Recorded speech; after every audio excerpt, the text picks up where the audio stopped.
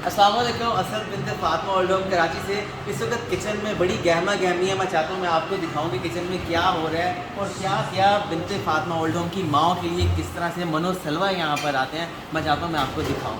आइए, आज जो है खाने में बड़े बड़े मज़ेदार लजीज चीज़ें हैं। ये शायद इनकी कुछ प्लेट्स तैयार हुई हैं। नान है, मटन कौरमा है, मीठे चावल है, बिरयानी, मटन पुलाव। अस्सलाम वालेकुम कैसे हैं आप? ठीक है।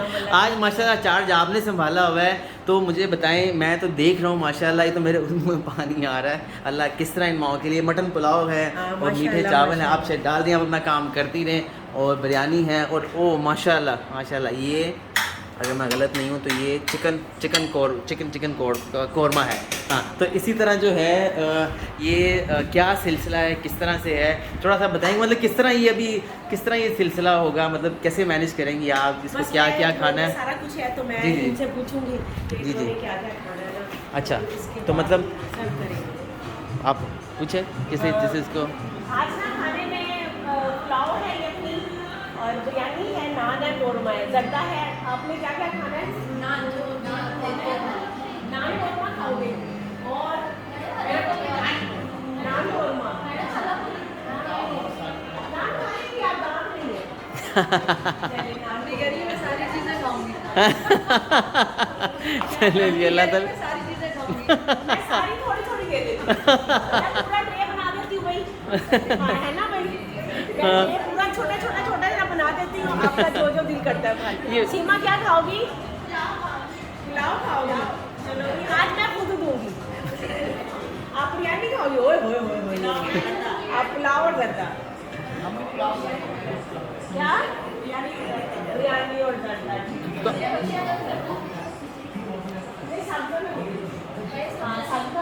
हाँ, साबूदाना भी है।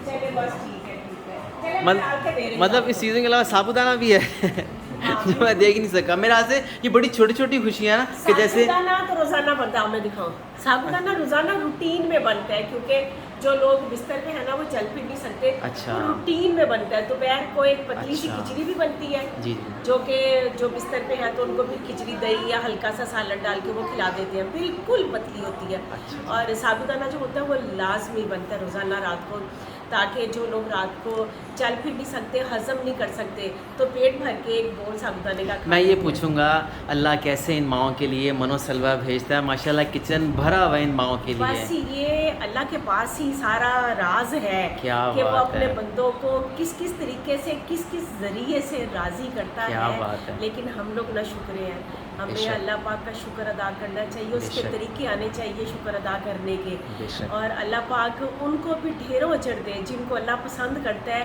और वो गैब से अल्लाह पाक उनके दिल में डालता है और वो बिनते फातिमा की तरफ रुख करते हैं। बेशक। अल्लाह पाक उनकी हर परेशानी दूर करे, आमीन। उनके घर में बरकत दे, उनके घर में खैर दे। और आमीन। उनके घर की जो जो मुश्किलें हैं, अगर उनके बच्चे जवान है, रिश्ते नहीं है, परदेश में है वो लोग, अल्लाह पाक उनके लिए कोरोना सादियात का करे, मर्ज है, उसका बीमारियां जी जी हैं, और ये कोरोना का डर अल्लाह पाक ख़त्म कर दे। आमीन। अल्लाह इस पाक बीमारी को भी इसका ख़त्म ख़त्म करते हैं। कर बिल्कुल, आप अपना काम खुदा कीजिए। बहुत बहुत शुक्रिया।